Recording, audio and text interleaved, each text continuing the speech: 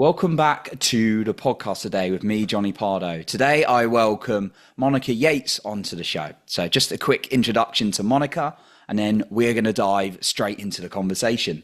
So, Monica is a trauma healer, feminine slash masculine embodiment coach, and period expert.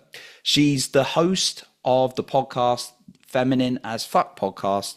Monica runs a business that helps people from all walks of life get into their magnetic feminine energy, feel safe, letting men lead, heal their cycle, and be free of the trauma and energetic blocks that hold them back from living their dream life. Her long-awaited book, Becoming Her, is coming out on April the 8th. So, Monica, welcome to the show. Glad to have you Thank on you, board. Johnny. Thank you for having me. I'm very excited to be here today. Yeah, I'm excited for the conversation as well. So, Monica, I'd like to dive straight in a little bit with your passion and drive behind trauma and Mm. focusing on this area. I know you focus on the balances of energies as well. But yeah, could you tell us what trauma is for you, what you understand by it? I know we've got some people have different perceptions. And what is your drive behind helping people with it? What's your story behind it? Yeah. Okay. So, firstly, trauma and like how I define that. So, the first thing to understand that I'm really big on is that trauma is subjective. And so that means that, like, what one person finds really traumatic, and another person could go through the exact same traumatic incident and not have these like energetic blocks that are caused after the trauma. So, Mm, essentially, how trauma is created, where it gets stored in the body, is that we've gone through something, previously in our life. It could have been yesterday, it could have been 25 years ago, and essentially in that moment our bodies felt really unsafe, and we couldn't release the trauma that we were feeling and the energy that we were feeling in that moment for various reasons, because either it wasn't safe to do so. If you grew up in an abusive household, it wasn't safe to just start crying, for example, if you felt really unsafe, because then that could cause you to get into more trouble. So it was safer to just shove it down and stay quiet. It could have been that you had a car accident and you were shaking in the car, and then somebody came over and got you out of the car and consoled you so you stopped shaking. When you look at animals in the wild, and or even like our dogs at home, when they're scared, what do? They shake. And they're not going to stop shaking because, they're different than us. They're not going to stop shaking when we start patting them. They'll stop shaking in their own time. What they've done is they've released that trauma for themselves.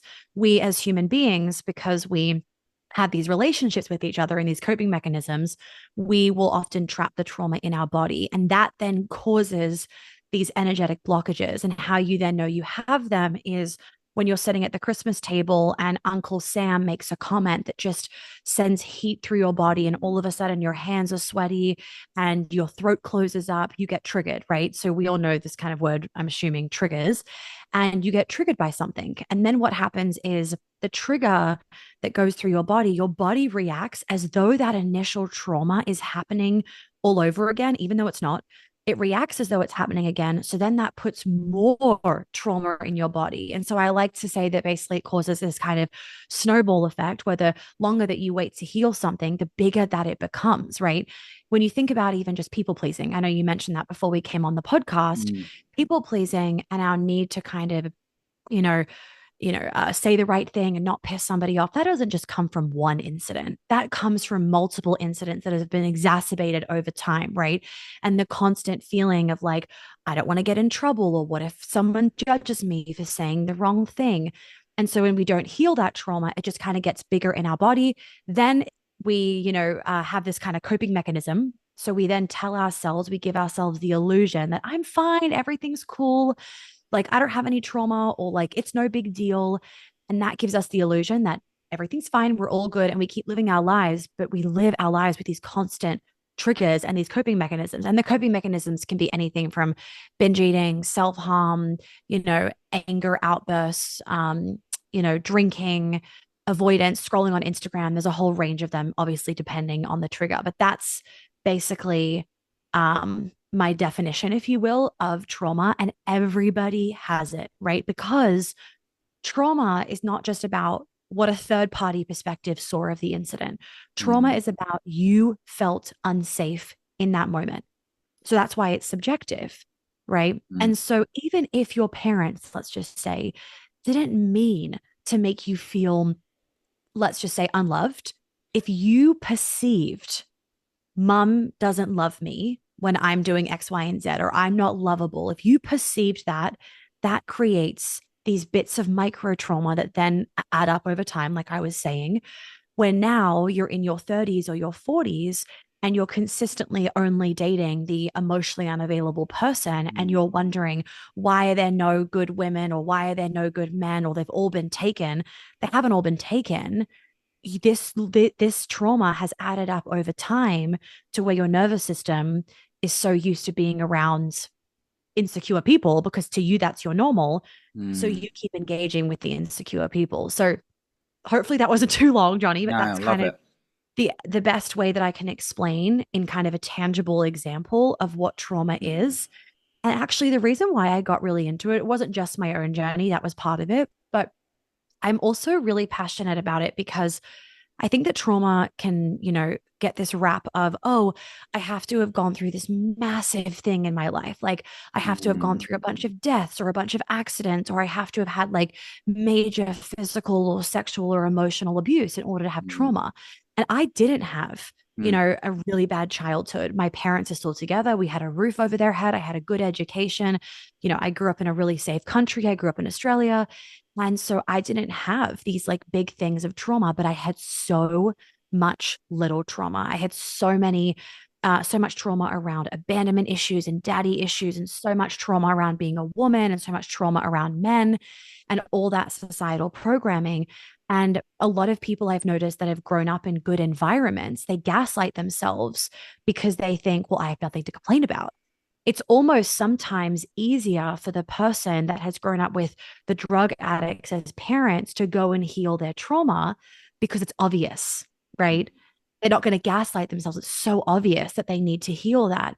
But what we fail to recognize is that we all have things that we need to heal. And when we don't, it holds us back in our self esteem, in our confidence, at work, in the bedroom, in our relationships, in all mm. areas of life. Absolutely. No, I really love what you said about it can be these little things. We don't have to have this traumatic experience, like, well, sorry, careful with the word, but don't have to have this big, because it's in all forms, it's subjective, like you said. We don't have to have this big experience in like childhood. Like, I can relate to you, to what you said, because I had a pretty good childhood, like, pretty good parents and things like that. But I'll give an example from my life if you're open to it. So it's like, Yeah, I'd love I that. remember breaking up with someone, and me and her just weren't a match, and it was like, but she wasn't like someone I got really closely on with, right? And it wasn't like it wasn't meant to be a match and stuff like that. And if I look at it, it's just two different people. If you look from it at the outside, it's like that's Yeah. okay. But I remember it also not working out with someone else, and like I didn't really get much of an impact. It was like I was a little bit upset, and we were really good and ended like really well and things like that. But with this other one, I remember it being like suddenly like shut off and everything like that when I was, giving my all, and from my own experience, kind of just shut off. And what that did Yeah. to me was put this complete and utter shock down my body. And my abandonment issue, my abandonment wound was really coming up. From when I was 3 years old, I remember just being stuck and alone at a bus stop because I ran out of the house and got lost. And I could just remember in that moment, my body was in so much survival mode and being like, oh my God, oh my God. Not because, I was in love. I wasn't. I wasn't even in love. But it was Mm. like that wound was being brought up by a certain scenario. So, yeah, I relate Yeah, to that was that. the trigger, right? Like she Yeah. triggered that abandonment wound. Mm, And so it's like your 3-year-old boy, like you felt the exact feeling that that 3-year-old version of you felt at a bus stop, even though like you're probably not at a bus stop. You're, an adult man, or at least late in your mm, teenage years. You know that you're like you mm, consciously know you're in a safe environment. I think that's why people can get tripped up because we are so in our head these days. And it's like, well, why am I feeling this way? Why do I think this? And it's like, we need to stop thinking, right? Like there is a place for logic, 100%, especially as men. You guys are logical beings. We love that about you. But we also need to recognize that like the trauma lies in the body. mm, 80% of messages are sent through your vagus nerve from your body to your brain, only 20% brain down. So when you realize that, it's like, oh, the mindset work is like 20% of it, right? mm, If I'm completely ignoring what's happening in my body, I'm ignoring 80% of the work that could make me feel like my best self. Mm. Ah, absolutely.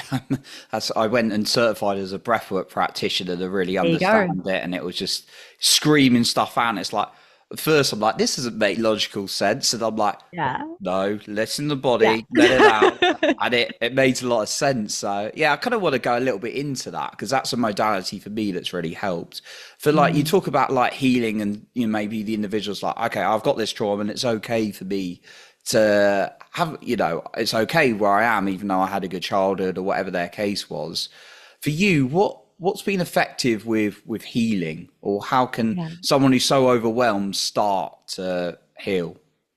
Yeah. Well, I think the first thing is just we need to stop we're just not patient with ourselves, right? We need to stop Mm, gaslighting ourselves and kind of thinking that either the healing is going to happen overnight or that I've got nothing to complain about. I think that the programming or like the kind of message a lot of us put in our head of somebody else has it worse, I think that's extremely damaging because, yeah, maybe, subjectively somebody else has it worse than you, but we're not talking about somebody else.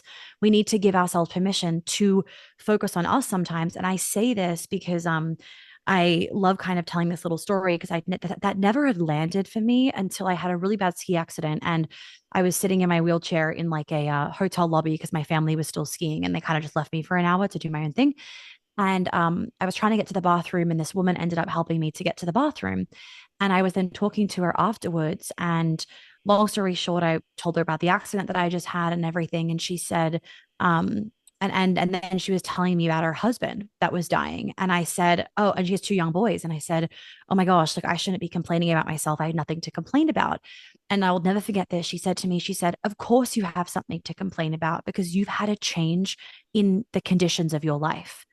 And it just landed like so beautifully of like, yeah, mm, actually, I am allowed to complain because I'm not saying that like she's not also allowed to complain. I'm not trying to make it all about me.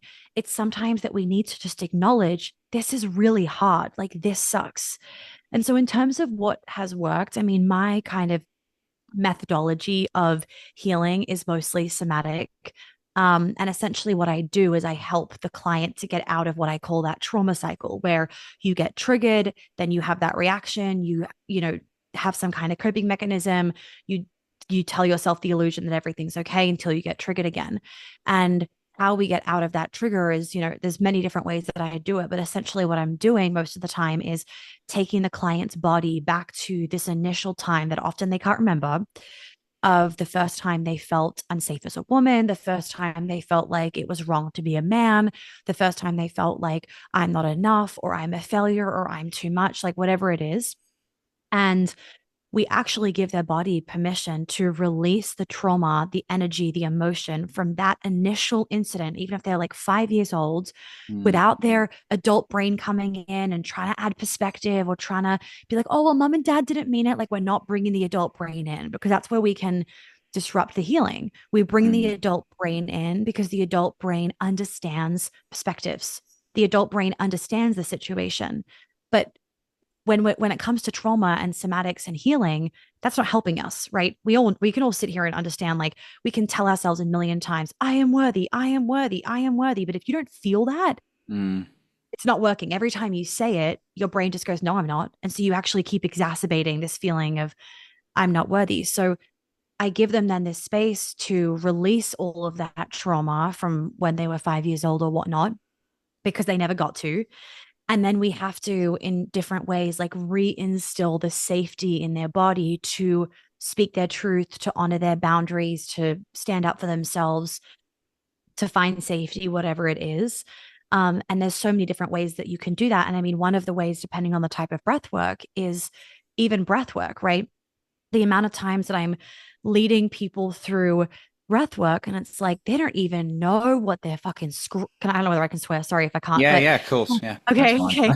um like they don't even know what they're crying about or what their body's shaking Mm, about, but what they're able to identify is that the spaciousness they feel after is very real and it's very tangible. So, I mean, I know it's not like a very clear answer, but I think that's also part of this work. And I mean, it's the same with breath work, Johnny. I'm sure you mm, can agree. It's that we don't always know what we need when we go into this, but can we trust that if we are not living the life that we want, if we are not feeling the way that we want, then we need to kind of sometimes just close our eyes and dive, because clearly the thinking about the trauma is not the only thing that works.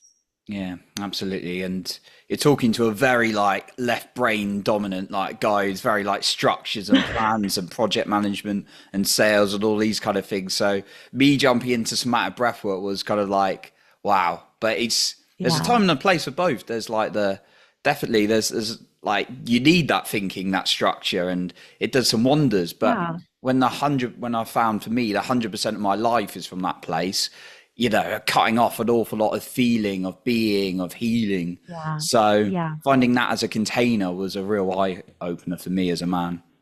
But I think also, just if I may, like as a man, you guys are naturally more logical, right? It's how your brain Mm, works, right? And there's nothing bad about that. It's beautiful, just like we as women are more emotional. Um, but obviously society and just the way that a lot of us are brought up, we don't get the space to then sometimes not be logical and feel safe, like the keyword safe, to mm, tap into our emotions. And this is why so many men, they wait to do the mindset work, the healing, the confidence work. They wait until they hit rock bottom. Because once they've hit rock bottom, there's no more, should I do it? Should I not? Logical thinking. It's like, well, the only way is up now. Their ego is like hit the floor, right? So their ego isn't driving the show anymore. And so they're just kind of like, all right, fuck it. I'm going to go do breath work. This seems absolutely mm, crazy, but I have nothing to lose. And I'm so big with men of like, don't wait till you hit rock bottom. And maybe mm, for any of them, if you're listening and you're a man right now, like, you know, or if the women listening, your husband is going through a hard time, like as a man, don't wait until you hit rock bottom, because really it's just like you hit rock. What the reason why we wait till we hit rock bottom is so that you don't have to make the decision. The mm, decision is made for you. mm, But there's so much power in making the decision of, I'm going to go to the breathwork class, or I'm going to start doing this work on myself, or I'm going to, actually let myself feel when I'm angry or frustrated versus just suppressing that. mm. Yeah, I like that guidance. Don't wait until it's too late. Really powerful Yeah. message. In Yeah. terms of like whatever gender you identify with, there's lots of I'm a woman. I'm a pregnant woman, so very you're a much a pregnant woman. woman. Yeah. Yeah. I mean, talking to people generally, like if you're moving forward and you're really wanting your dreams, your goals, how can trauma or experiences around trauma block you off from moving towards what you want? Yeah, good question.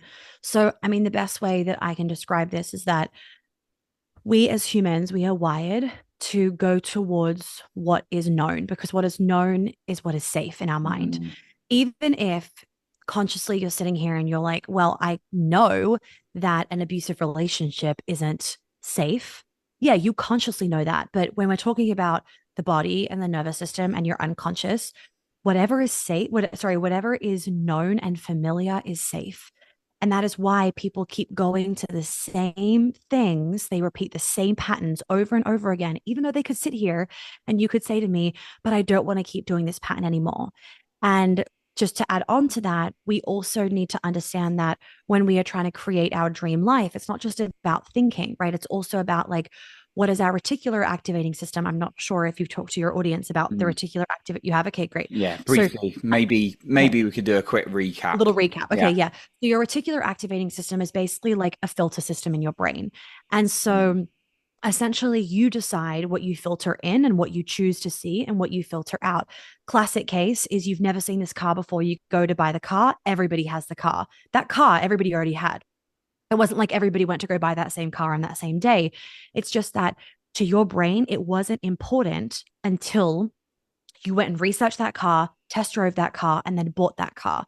mm, So, whatever you deem, not what the universe deems, whatever you deem as important, your brain sees more of that. And whatever you whatever you don't deem as important, your brain doesn't see. And so, again, when your whole life has been filled with unhealthy relationship patterns, bad communication, insecure people, whatever it is, you're going to see your reticular activating system then is going to see more situations in which you're probably failing, you don't feel enough, blah, blah, blah, because that is the information that you're filtering in. And so, whilst there is very much a mindset component to this, the mindset often comes from the body. And the body is then where the trauma is stored. And if the trauma has also caused, which it would have, your nervous system to become completely dysregulated, that also adds this other layer, Johnny, of people not feeling safe to have what they want, right? They want this amazing promotion. They tell you about this amazing promotion that they want, but they actually don't feel safe to either go after it or to hold it because their nervous system has been so dysregulated over so many years that they don't have, you could say, the confidence, but they just also don't have the energetic capacity to hold it.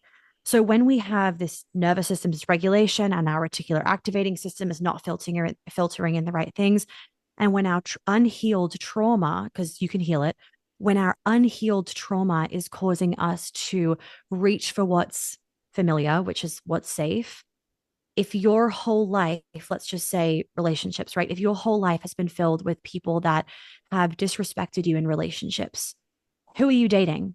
You're not Mm. dating the person that's respecting you in the relationship because that seems weird. That's bizarre. Like, even though consciously you could say otherwise, in it, your body is like, wait, this is weird. Or you're waiting for the other shoe to drop as a classic example. Like, I'm bored in this relationship. You're waiting for the moment to happen where everything explodes. So you go and you end up dating the insecure person as well, or the person that disrespects you, even though you don't want to, you do it because it's familiar. Mm. Once then heal that unhealed trauma, now you're all of a sudden attracted to the person that treats you with respect Mm. because what you've done is you've created that as your new safe space, your new normal, your nervous system feels safe in being respected. And I use that example of like waiting for the other shoe to drop because I think that it's a one that a lot of us can relate to of when things feel too good, we're like, what's about to happen? Or when someone's too nice to us, we're like, what are they about to do to us? Like, why are they being so nice to us? And that's because so many of us, like our nervous system and our body feels like it's normal for people to not be nice to us or to disrespect us. So hence when we're in a situation where someone is being nice to us, we're like, this, something's off. Something isn't necessarily off. It's that this doesn't feel normal to you. Mm. So consciously just thinking like, use the dating example. If Yeah. someone's like, all right, I don't want to say it's a woman, and they keep dating guys who just Mhm. disrespect her, it can go both ways. But say it's a Yeah. woman dating a guy who's disrespecting her, and she's like, I'm never going to tolerate that or have another guy that's going to disrespect me again. And she's just coming from it from a maybe a willpower or conscious Yeah. perspective. That's not going to last if she's not done the work on the body. Correct. And the thing is, like, she has the real desire and the real Mm. wants. Yeah, Like, sure. I'm not saying she doesn't. She has Yeah, the yeah. real want to stop dating these guys that disrespect her. But the want isn't enough. The willpower, like you said, it's not enough. The desire isn't enough when your body is so programmed to be with the dude that disrespects you. And I could go on this forever because there's so many different reasons as to why we often end up engaging with unhealthy people. It's like our own inner thing that we Mm. are trying to like prove wrong to ourselves. But yeah, you're right. So like the conscious thought isn't necessarily enough. Now, sometimes though, if you have been through bad relationship after bad relationship after bad relationship, you might hit a point where you are like, absolutely enough, right? And it's like never again. But often when you're at that point, you're so over it that you're also taking some radical responsibility of like, right, what the heck am I doing to continuously being engaging with these guys that aren't treating me well? And so, because you're then taking some of that responsibility, some behavior might change. And in those situations, sometimes there can be enough desire to change some of the situations, but does it last? Because that's what I've noticed is that it can start with the like with some of the behavior changing. So they start dating slightly different men, but it doesn't last. 2 months into dating the relationship, they're all of a sudden picking fights. Mm, Why they're picking fights? Because their nervous system still feels like it's safe to be in an unhealthy relationship because I've grown up my whole life being around unhealthy people. So, like, I'm really big on you shouldn't have to spend your whole life reading personal development books and going to a bajillion retreats, but that means you have to do work that gives you sustainable results where you're not having to think about it all the time. You just get to live as this true version of you. mm. And the same, I guess, from what you're saying, could be applied to like a career advancement or maybe making more money as well if you're not perceiving it as 100%. safe. 100%. Yep. People, I mean, the classic case is people self sabotage. Mm, That the self sabotage is because what they're actually wanting to go towards, it doesn't feel safe for various reasons to their body and to their nervous system. mm. Makes a lot of sense. And I'll share from my perspective when I'm like lots of things like deadlines and go have been building up, and maybe something that upset me like built up, and I've just kind of had to get on. When I've got to that Sunday breathwork longer session that I usually hold for myself, whether it's with another practitioner, I also leave it for other people. When I've like done that release work, suddenly I'm in high vibration again and I'm feeling good. And yeah, it's no coincidence when things start showing up when I start doing that. It's an ongoing, yeah, Seriously. yeah, it's Yeah, amazing I completely agree. the value of the body. Just wanted to touch a Yeah. little bit, Monica, on the we've kind of touched on it a little bit already, but the masculine and feminine energies, which Mm-hmm. I've talked about before with guests. I always love to have the perspective on this. For you, what's the masculine energy in a person, and what's the feminine Yeah. energy in a person, and what's the importance of looking at both of these? Yeah. I'm actually going to come at it from a bit of a different angle, if that's okay, Johnny. Sure, And maybe love it's it. different to what other guests have shared because I started working with people back in 2018 on this stuff. And what I've realized is the conversation has had to kind of change as Mm, life has changed, as work has changed. Like, even though, it was only 8 years ago, I'm like, so much has changed in a short period of time, just like in the world. What I've realized is that it's no longer, in my opinion, especially when somebody's starting out with doing this work, it's actually no longer serving people to be like, these traits are feminine, these traits are masculine. Because what I then notice is people then kind of take that almost as like a to do list. Or they feel like they have to take themselves out of one box and, okay, all I have to do to be a feminine woman is just tick these things off the list. Or all I have to do to be a masculine man is tick these things off the list, but it leaves no room for like nuances and context. So, as an example, you know, if I was to just give you a list of feminine traits, like she's intuitive, she's creative, she's in her body, she's flowing, she's, in surrender and receptivity, and masculine traits, it's boundaries, assertiveness, direction, discernment. Well, then that can make a woman think, oh, so I shouldn't draw boundaries. I shouldn't have discernment. I shouldn't have direction because then I'm going to be in my masculine. And you can see how it just becomes this very black and mm, white conversation when there is nothing black and white about this. mm, So instead, it's like, yes, it's bringing the two together, but it's really, in my opinion, it's about coming home to yourself. So as a man, you will feel your most masculine when you are your most you, because as a man, you are naturally inherently more masculine. Like your hormonal profile supports that. You guys have so much more testosterone than us, and those traits give you the more masculine traits. Women, on the other hand, we have all the estrogen and the progesterone, and that gives us more the feminine traits. Anyway, and so when we pigeonhole ourselves, that can actually diminish our ability to express these traits. So, what I like to instead say for people is, what would it feel like? And obviously, the trauma healing is a component of this. What would it feel like to just come home to yourself as a woman? And so, for one woman, right, the way that she expresses her feminine is going to be a little bit different to the way another woman expresses her feminine. But a true feminine woman, she has those feminine traits of the surrender and the, being in receivership and the creativity, blah, blah, blah. But she also has discernment, says, like, owns her no, speaks her truth, puts her foot down, blah, blah, blah. And a man, he very much has the direction, the discernment, the boundaries, the assertiveness, blah, blah, blah.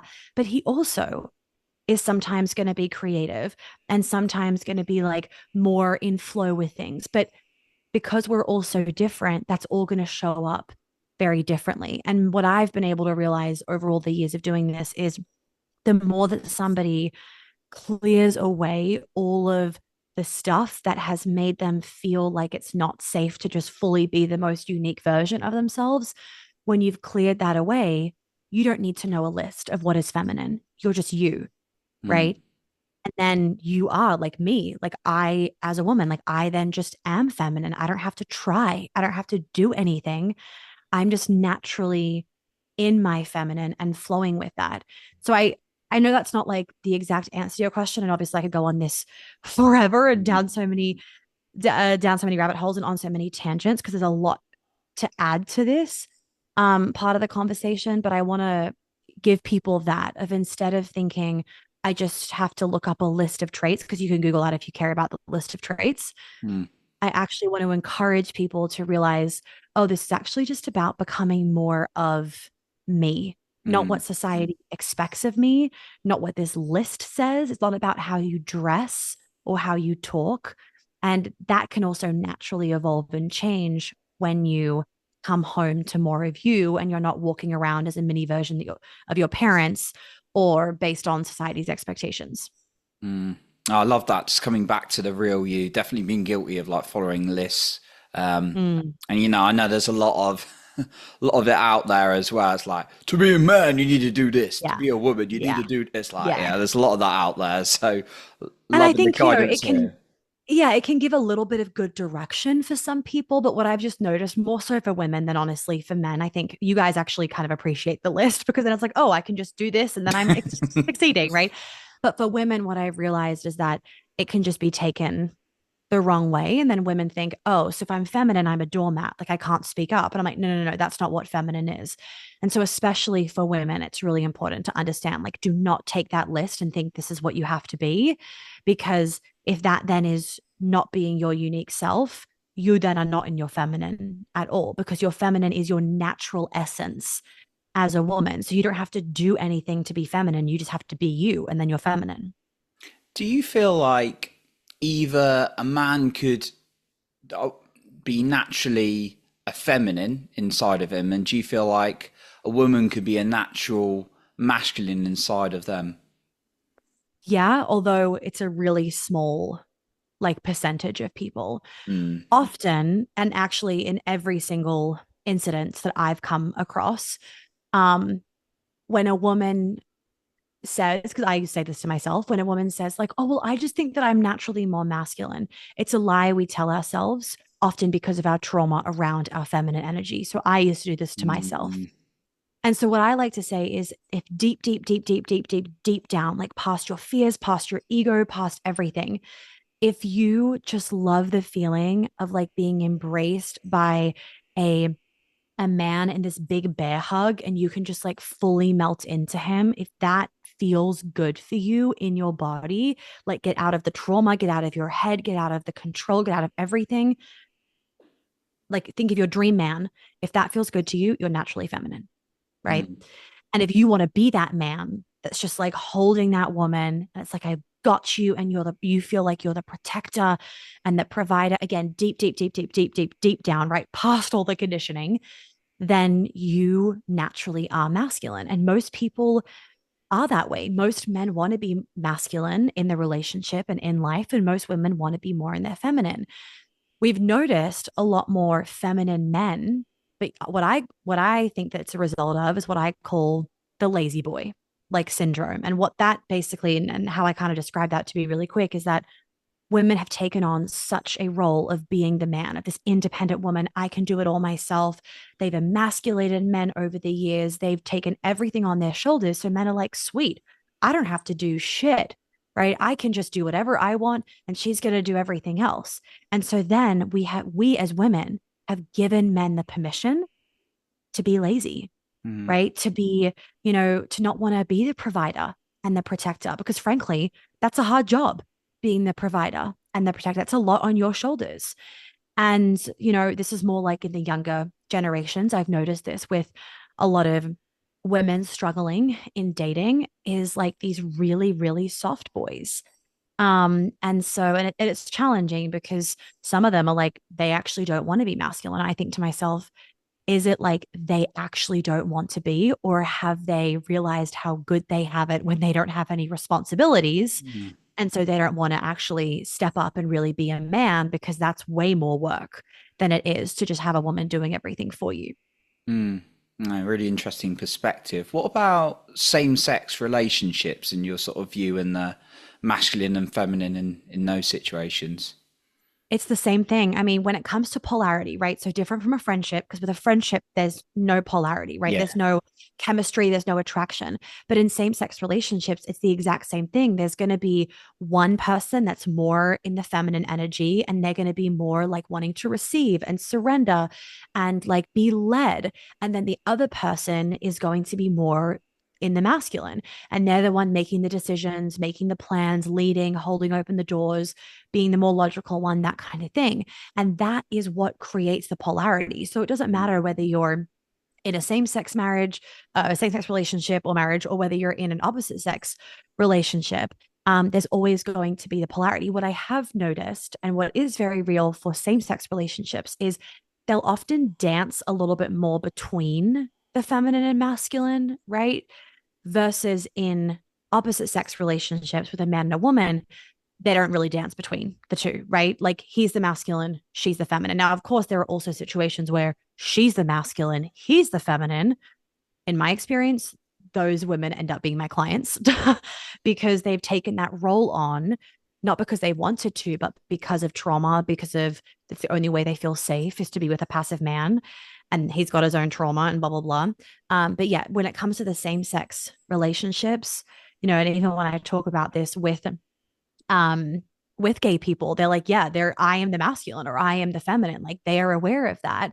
There'll just be a little bit more of a dance between the feminine and the masculine where they might swap roles a little bit more. Hmm. I was really intrigued to kind of like hear from that side of things as well. Yeah. So, yeah, Monica, I know there's so much more we could talk about today, and there's a whole ground we could cover. But just as we kind of like wrap up today, I wanted to ask you first of all, if there's maybe a final point you wanted to leave us with. Maybe it's something we've talked about or something else. I know you've got a book coming out as well. And as well as that, where can the listener find you if they want to reach out, find out more about your work and get more valuable information from you? Yeah. Best place is definitely website, monicayateshealth.com. Very excited for my book. I mean, I feel like I've been able to kind of touch a lot of ground. So thank you, Mm, Johnny, for all of the really thoughtful questions. But I guess the last thing I'll say is that there is a lot of nuance that exists in this conversation. And my take, after doing this for a very long time, is that social media can make trauma feel very black and white. It can make mm, personal development feel very black and white, like that whole kind of mindset of like, oh, if they're toxic, just cut them out. And I really don't support that approach because I just don't think that we allow for the nuances that exist as human beings in life. And actually, I think there's a lot of freedom when you play a little bit more in the gray area, whether it's in regards to personal development as a whole, or whether it's in regards to feminine and masculine, and just like making it your own versus thinking, oh, I have to abide by like what a book has said or what a bloody Instagram post has said. mm. Some great final thoughts. So yeah, you got your books coming out. Yes, April 8th, it's coming out. Becoming Her is the title. It's a very different take on personal development, but hopefully people will like it. Oh, amazing. Love it. So, yeah, we'll Yeah. leave your links in the show notes below so you can get in touch with Monica, get a chance to grab her book, and yeah, find some more valuable information. So, once again, Monica, thank you so much for coming on today. Thank you, Johnny, for having me. Appreciate it. So, that concludes our episode for today. And remember to lead with your heart and not with fear.